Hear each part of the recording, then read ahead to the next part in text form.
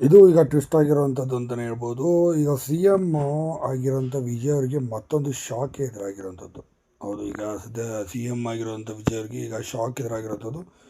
ಈಗ ರಾಜೀನಾಮೆ ಕೊಡಬೇಕಾದ ಅನಿವಾರ್ಯತೆ ಈಗ ಸಿ ಎಮ್ ಸ್ಥಾನಕ್ಕೆ ಬಂದಿರೋಂಥದ್ದು. ಈಗಾಗಲೇ ನಿಮಗೆ ಗೊತ್ತಿರ್ಬೋದು, ಈಗ ಅವರು ಆಸ್ತಿ ವಿಚಾರದಲ್ಲಿ ಕೊಟ್ಟಿರುವ ಮಾಹಿತಿ ಸಂಪೂರ್ಣವಾಗಿ ತಪ್ಪಾಗಿದೆ. ಹಾಗೂ 100 ಕೋಟಿ ವ್ಯತ್ಯಾಸದಲ್ಲಿ MLA ಸ್ಥಾನಕ್ಕೆ ನಿಲ್ಲುವಂಥ ಸಂದರ್ಭದಲ್ಲಿ ಸುಳ್ಳು ದಾಖಲೆಯನ್ನು ಕೊಟ್ಟಿದ್ದಾರೆ ಅನ್ನೋ ಆರೋಪ ಈಗ ಬಂದಿರುವಂಥದ್ದು ವಿಜಯ್ ಅವರ ಮೇಲೆ. ಹೀಗಾಗಿ ವಿಜಯ್ ಅವರ MLA ಸ್ಥಾನವನ್ನು ಇದು ಮಾಡಬೇಕು, ಅನರ್ಹ ಮಾಡಬೇಕು ಅಂತ ಈಗಾಗಲೇ ಕೇಳ್ಕೊಂಡಿರುವಂಥದ್ದು. ಆಪೋಸಿಟಲ್ಲಿರುವಂಥ ಪಕ್ಷಗಳು ಈಗಾಗಲೇ ನ್ಯಾಯಾಲಯದ ಮೊರೆ ಹೋಗಿರುವಂಥದ್ದು. ಸದ್ಯ ಈಗ 100 ಕೋಟಿ ವ್ಯತ್ಯಾಸ ಈಗ ಮೇಲ್ನೋಟಕ್ಕೆ ಸ್ಪಷ್ಟ ಕಂಡು ಬಂದಿರುವಂಥದ್ದು. ಮತ್ತು ಇದ್ರ ಬಗ್ಗೆ ಸಂಪೂರ್ಣದ ವಿವರಣೆ ಕೊಡಬೇಕು ಅಂತ ಈಗ ಸುಪ್ರೀಂ ಕೋರ್ಟ್ ಈಗ ಸದ್ಯ ಈಗ ಇಡಿ ಅಧಿಕಾರಿಗಳಿಗೆ ವಿಚಾರಣೆಯನ್ನು ತಿಳಿಸಿರುವಂಥದ್ದು. ಈ ಸಂಪೂರ್ಣ ವರದಿ ಕೊಡಬೇಕು, 100 ಕೋಟಿ ವ್ಯತ್ಯಾಸ ಆಗಿರುವಂಥದ್ದು ನಿಜಾನ ಅನ್ನೋದು ಈಗ ಹೇಳಬೇಕು ಅಂತ ಕೂಡ ಹೇಳಿದೆ. ಸದ್ಯ ಇದರಲ್ಲಿ ಏನಾದರೂ 100 ಕೋಟಿ ವ್ಯತ್ಯಾಸ, 100 ಕೋಟಿ ಅಲ್ಲ, ಕೇವಲ 1 ಕೋಟಿ ವ್ಯತ್ಯಾಸ ಕಂಡು ಬಂದು ಸುಳ್ಳು ವರದಿ ಕೊಟ್ಟು ಏನಾದರೂ MLA ಸ್ಥಾನದಲ್ಲಿ ನಿಂತು ಗೆದ್ದಿದ್ದೇ ಆದಲ್ಲಿ, ಇದನ್ನು ಅನರ್ಹ ಮಾಡಿದ್ದೇ ಆದಲ್ಲಿ ನ್ಯಾಯಾಲಯ ಖಂಡಿತವಾಗಿಯೂ ವಿಜಯ್ ಅವರು CM ಸ್ಥಾನದಿಂದ ರಾಜೀನಾಮೆ ಕೊಟ್ಟು ಹಿಡಿಯಲೇಬೇಕಾದ ಅನಿವಾರ್ಯತೆಗೆ ಎದುರಾಗುವಂಥದ್ದು. ಸದ್ಯ ಇದೊಂದು ಮಟ್ಟಿಗೆ ದೊಡ್ಡ ಮಟ್ಟಿಗೆ ಶಾಕ್ ಆಗಿದೆ ಅಂತ ಕೂಡ ಈಗ ಹೇಳ್ಬೋದು. ಇನ್ನೊಂದು ಕಡೆ ತಮಿಳುನಾಡಿನ ರಾಜಕೀಯ ವಲಯದಲ್ಲಿ ನಟರಾಗಿ ಈಗ ರಾಜಕಾರಣಿ ವಿಜಯ್ ವಿರುದ್ಧ ಆಸ್ತಿ ದಾಖಲೆಗಳಿಗೆ ಸಂಬಂಧಿಸಿದಂತೆ ಹಲವು ಆರೋಪಗಳು ಈಗಾಗಲೇ ಸಾಮಾಜಿಕ ಜಾಲತಾಣಗಳಲ್ಲಿ ಚರ್ಚೆಗೆ ಗ್ರಾಸವಾಗಿರುವಂಥದ್ದು ನೀವು ನೋಡಿರ್ಬೋದು. ಇನ್ನು ಕೆಲವು ಸಂಘಟನೆಗಳು ಹಾಗೂ ವಿರೋಧ ಪಕ್ಷದ ಮುಖಂಡರುಗಳು ಅವರ ಆಸ್ತಿ ವಿವರಗಳಲ್ಲಿ ಸಾಕಷ್ಟು ವ್ಯತ್ಯಾಸ ಇದೆ ಅಂತ ಆರೋಪಿಸಿ ತನಿಖೆಗೆ ಒತ್ತಾಯಿಸಿರುವಂಥದ್ದು. ಆದರೆ ಈ ಆರೋಪಗಳಿಗೆ ಸಂಬಂಧಿಸಿದಂತೆ ಇನ್ನೂ ಅಧಿಕೃತ ದೃಢೀಕರಣ ಹೊರ ಬಂದಿಲ್ಲ. ಸದ್ಯಕ್ಕೆ ನ್ಯಾಯಾಲಯದ ಮೊರೆ ಹೋಗಿರೋದಂತೂ ಸತ್ಯ ಅನ್ನೋದು ಈಗ ಗೊತ್ತಾಗಿರುವಂಥದ್ದು. ಇನ್ನು ಇತ್ತೀಚೆಗೆ ವೈರಲ್ ಆಗಿರುವ ಕೆಲವು ದಾಖಲೆಗಳು ವಿಜಯ್ ಅವರ ಆಸ್ತಿ ಖರೀದಿ ಹಾಗೂ ಘೋಷಣೆಗಳಲ್ಲಿ ಸಾಕಷ್ಟು ಗೊಂದಲವಿರುವಂಥದ್ದು ಈಗ ವಿಚಾರ ಬಂದಿದೆ ಅಂತ ಹೇಳಲಾಗ್ತದೆ. ಇನ್ನು ಈ ದಾಖಲೆಗಳು ನಿಜವೇ ಅಥವಾ ತಿದ್ದುಪಡಿ ಮಾಡಲಾಗಿದೆಯೇ ಎಂಬುದು ಇನ್ನೂ ಸ್ಪಷ್ಟ ಮಾಹಿತಿಗಳು ಸಿಕ್ಕಿಲ್ಲ. ಸದ್ಯಕ್ಕೆ ಕಾನೂನು ತಜ್ಞರು ಯಾವುದೇ ದಾಖಲೆಗಳನ್ನು ನ್ಯಾಯಾಲಯ ಅಥವಾ ತನಿಖಾ ಸಂಸ್ಥೆಗಳಿಗೆ ಪರಿಶೀಲಿಸಿದ ನಂತರವೇ ಸತ್ಯಾಸತ್ಯತೆ ಗೊತ್ತಾಗುತ್ತೆ ಅಂತಲೂ ಕೂಡ ಈಗಾಗಲೇ ಅಭಿಪ್ರಾಯಪಟ್ಟಿರುವಂಥದ್ದು. ತಳಪತಿ ವಿಜಯ್ ಅವರು ಎಲೆಕ್ಷನ್ಗೆ ನಿಂತಾಗ್ಲಿಂದನೂ ಕೂಡ ಅವರು ಗೆಲ್ಲೋ ತನಕ ಕೂಡ ಸಾಕಷ್ಟು ವಿರೋಧ ಪಕ್ಷದವರು ಅವರು ಕಾಲು ಎಳೆದಿರೋಂಥದ್ದನ್ನೇ ನೀವು ನೋಡಿರ್ಬೋದು.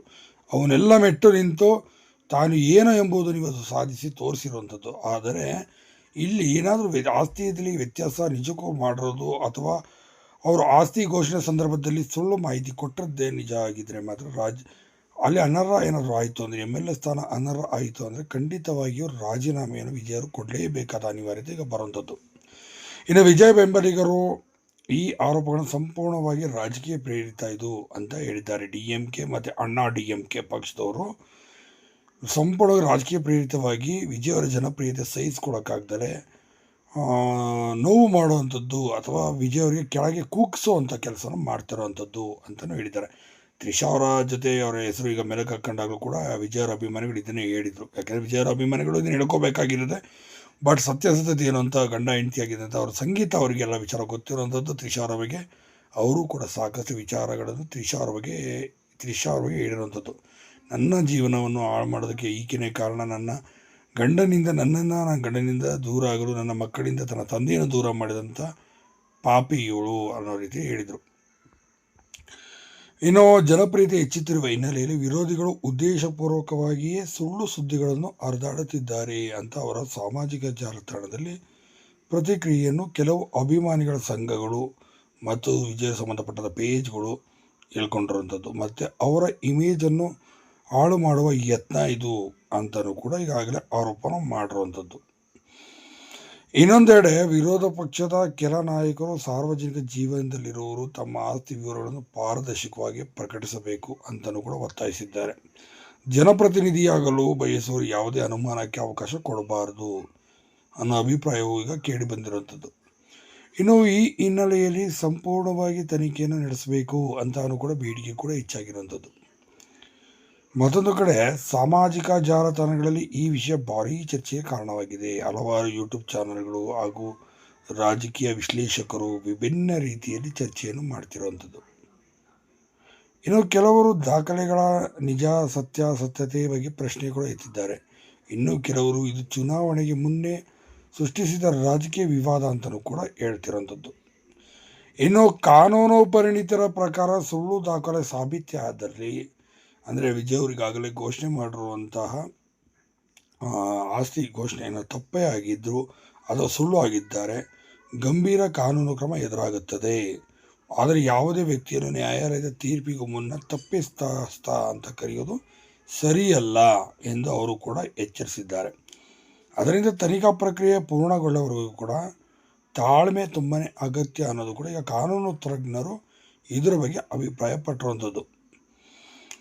ಇನ್ನು ವಿಜಯ್ ಅವರ ಪರ ವಕೀಲರ ತಂಡ ಈ ಆರೋಪಗಳ ವಿರುದ್ಧ ಕಾನೂನು ಕ್ರಮ ಕೈಗೊಳ್ಳುವ ಸೂಚನೆ ಕೂಡ ನೀಡಿದೆ ಅಂತ ಮಾತುಗಳು ಕೂಡ ಕೇಳಿ ಬರ್ತಾರಂಥದ್ದು. ಸುಳ್ಳು ಮಾಹಿತಿ ಹರಡುವವರ ವಿರುದ್ಧ ಮಾನಹಾನಿ ಮೊಕದ್ದಮೆ ದಾಖಲಿಸುವ ಸಾಧ್ಯತೆ ಇದೆ ಎಂದು ಕೆಲವು ಮಾಧ್ಯಮ ವರದಿಗಳು ಕೂಡ ಈಗ ಹೇಳ್ಕೊಂಡಿರುವಂಥದ್ದು. ಆದರೆ ಅಧಿಕೃತ ಪ್ರಕಟಣೆ ಇನ್ನೂ ಕೂಡ ಹೊರಬಂದಿಲ್ಲ. ಒಟ್ಟಿನಲ್ಲಿ ಏನಪ್ಪ ಅಂತಂದರೆ ವಿಜಯ್ ಅವರ ವಿರುದ್ಧ ಕೇಳಿ ಬರುತ್ತಿರುವ ಆಸ್ತಿ ದಾಖಲೆ ವಿವಾದವು ರಾಜಕೀಯ ಹಾಗೂ ಸಾಮಾಜಿಕ ಜಾಲತಾಣಗಳಲ್ಲಿ ದೊಡ್ಡ ಮಟ್ಟಿಗೆ ಚರ್ಚೆಗೆ ಕಾರಣವಾಗಿದೆ. 100 ಕೋಟಿಗೂ ಅಧಿಕ ವ್ಯತ್ಯಾಸವನ್ನು ಈಗಾಗಲೇ ಅವರು ತೋರಿಸಿದ್ದಾರೆ ಅನ್ನೋ ಆರೋಪನೂ ಕೂಡ ಅವ್ರ ಮೇಲೆ ಹಾಕಿರುವಂಥದ್ದು. ಇನ್ನೂ ಅದರ ಸತ್ಯಾಸತ್ಯತೆ ಇನ್ನೂ ಸ್ಪಷ್ಟವಾದ ಕಾರಣ ಅಧಿಕೃತ ತನಿಖೆ ಮತ್ತು ದಾಖಲೆ ಪರಿಶೀಲನೆ ನಂತರವೇ ನಿಜಾಂಶ ಹೊರಬರುವ ಸಾಧ್ಯತೆ ಇರುವಂಥದ್ದು. ಇನ್ನು ಇದು ಸಂಬಂಧಪಟ್ಟಂತೆ ಈಗಾಗಲೇ ನ್ಯಾಯಾಲಯದ ಮೊರೆ ಕೂಡ ಈಗಾಗಲೇ ಅಪೋಸಿಟ್ ಪಕ್ಷದವರು ಅಂದರೆ DMK ಮತ್ತು ಅಣ್ಣಾ DMK ಪಕ್ಷಗಳು ಈಗಾಗಲೇ ಹೋಗಿರುವಂಥದ್ದು ವಿಜಯ್ ಅವರ ವಿರುದ್ಧವಾಗಿ. ಇನ್ನು ವಿಜಯ್ ಅವರು 5 ಸೀಟ್ 10 ಸೀಟ್ ಗೆಲ್ತಾರೆ, ಅದ್ರ ಮೇಲೆ ಗೆಲ್ಲಕ್ಕೆ ಸಾಧ್ಯನೇ ಇಲ್ಲ ಅಂತಲೂ ಕೂಡ ರಾಜಕೀಯ ಪಕ್ಷದ ವಿಶ್ಲೇಷಣೆ ಮಾಡಿದರು ಮತ್ತು ರಾಜಕೀಯ ನಾಯಕರುಗಳು ಕೂಡ ಹೇಳಿದರು. ಆದರೆ ಅವ್ರಿಗೆಲ್ಲರಿಗೂ ಕೂಡ ಬಾಯಿ ಮೇಲೆ ಬೆರಳಿಟ್ಕೊಳ್ಳೋಕೆ ಇಡೀ ದೇಶನೇ ತಮಿಳ್ನಾಡಿನತ್ತ ತಿರುಗಿ ನೋಡೋ ಹಾಗೆ ಮಾಡಿರೋದು ವಿಜಯ್ ಅವರು ಅಂತ ಹೇಳ್ಬೋದು. ಇನ್ನೊಂದು ಕಡೆ ನಿನ್ನೆ ತ್ರಿಷಾ ಅವರು ಕೂಡ ಕಾಂಚೀವರಂ ಸೀರೆಯಲ್ಲಿ ಬಂದು ಮಿಂಚ್ಕೊಂಡು ಬಂದಿದ್ದಾನಂತ ನೋಡಿದಂಥ ವಿಜಯ್ ಅವ್ರಿಗೆ ಮತ್ತೊಂದು ದೊಡ್ಡ ಮಟ್ಟಿಗೆ ಶಾಕ್ ಆಗಿರೋಂಥದ್ದು ಏನಪ್ಪ ಅಂತಂದರೆ ಸದ್ಯ ಅವ್ರ ಮಗ ಈಗ ಅವ್ರನ್ನ ಅನ್ಫಾಲೋ ಮಾಡಿರೋಂಥದ್ದು. ಹೌದು, ಇಷ್ಟು ದಿನ ಫಾಲೋನಲ್ಲಿ ಇದ್ದರು, ಬಟ್ ಈಗ ಅನ್ಫಾಲೋ ಮಾಡಿರೋಂಥದ್ದು. CM ಸ್ಥಾನವನ್ನು ಅಲಂಕರಿಸಿದ ನಂತರವೇ ಅನ್ಫಾಲೋ ಮಾಡಿರೋದು ಸಾಕಷ್ಟು ಮತ್ತಷ್ಟು ಚರ್ಚೆಗೆ ಕಾರಣವಾಗಿರುವಂಥದ್ದು. ತಮಿಳುನಾಡಿನಲ್ಲಿ ಸಾಕಷ್ಟು ಈಗ ವಿಜಯ್ ಅವರ ವೈಯಕ್ತಿಕ ಜೀವನದ ಬಗ್ಗೆನೇ ಈಗ ಸಾಕಷ್ಟು ಚರ್ಚೆ ಆಗ್ತಿರೋಂಥದ್ದು. ಸದ್ಯ ಇದಕ್ಕೆ ಈಗ ವಿಜಯ್ ಅವರು ಉತ್ತರ ಕೊಡಲೇಬೇಕಾದ ಅನಿವಾರ್ಯತೆಯೂ ಸಹ ಇರುವಂಥದ್ದು. ಯಾಕೆಂದರೆ ವಿಜಯ್ ಅವರು ಈಗೆಲ್ಲ ಉತ್ತರ ಈಗ ನೀಡಬೇಕಾಗುತ್ತೆ. ಯಾಕೆಂದರೆ ಈಗ ರಾಜಕೀಯ ಜೀವನದಲ್ಲಿ ಇರುವಂಥದ್ದು, ಅದು ಅಲ್ಲದೆ CM ಸ್ಥಾನದಲ್ಲಿ ಒಂದು ರಾಜ್ಯನೇ ಕಾಯುವಂಥ ನಾಯಕನ ಸ್ಥಾನದಲ್ಲಿ ಇರುವಂಥವ್ರು ಖಂಡಿತವಾಗಿಯೂ ಇವಕ್ಕೆಲ್ಲ ಈಗ ಆನ್ಸರ್ ಕೊಡಲೇಬೇಕಾಗುತ್ತೆ ಅಂತ ಈಗ ಸದ್ಯಕ್ಕಿರೋಂಥ ಮಾಹಿತಿಗಳು. ಸದ್ಯ ವಿಜಯ್ ಅವರು ಈಗ ಇದನ್ನೆಲ್ಲ ಹೇಗೆ ಎದುರಿಸ್ತಾರೆ, ಹೇಗೆ ಇವನ್ನೆಲ್ಲ ಇದು ಮಾಡ್ತಾರೆ ಎಂಬುದು ಈಗ ಎಲ್ಲರಿಗೂ ಕೂಡ ಕಾಡ್ತಿರೋಂಥ ಒಂದು ಪ್ರಶ್ನೆ ಅಂತಲೂ ಕೂಡ ಹೇಳ್ಬೋದು. ಯಾಕೆಂದರೆ ಸುಲಭ ಅಲ್ಲ ಇವನ್ನೆಲ್ಲ ಇದು ಮಾಡೋದು, ಅಷ್ಟು ಸುಲಭದ ಮಾತೇನಲ್ಲ. ಹಾಗಾಗಿ ಸಾಕಷ್ಟು ವಿಚಾರಗಳಿದು ಅಂತಲೇ ಹೇಳ್ಬೋದು. ಇನ್ನು ವಿಜಯ್ ಮತ್ತು ಇವರು ಕೂಡ ಸಾಕಷ್ಟು ಇದ್ರ ಬಗ್ಗೆ ಮಾತಾಡಿರೋವಂಥದ್ದನ್ನು ನೀವು ನೋಡ್ಬೋದು. ಈಗ ನೋಡಿ, ರಾಜಕೀಯದಲ್ಲಿ ಈಗ CM ಏನೋ ಆಗಿದ್ದಾರೆ, ಏನಾದರೂ ಆಸ್ತಿ ದಾಖಲೆ ವಿಚಾರದಲ್ಲಿ ವ್ಯತ್ಯಾಸ ಕಂಡು ಬಂದಲ್ಲಿ ಖಂಡಿತವಾಗಿಯೂ ಕೂಡ ಮುಂದಿನ ದಿನಗಳಲ್ಲಿ ವಿಜಯ್ ಅವರಿಗೆ ದೊಡ್ಡ ಮಟ್ಟಿಗೆ ಇದರಿಂದ ತೊಂದರೆಗೊಳಗಾಗೋದಂತೂ ಸತ್ಯ ಅನ್ನೋದು ಕೂಡ